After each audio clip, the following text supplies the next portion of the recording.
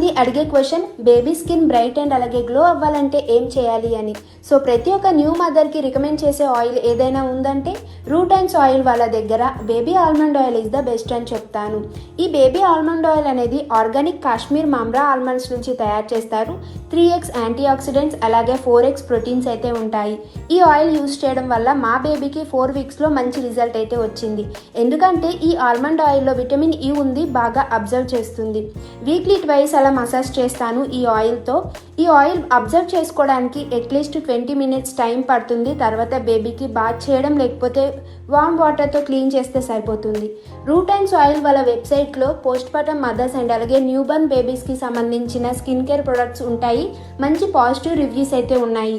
And అలాగే నా personal opinion ఏంటంటే root and soil is the best అని చెప్తాను.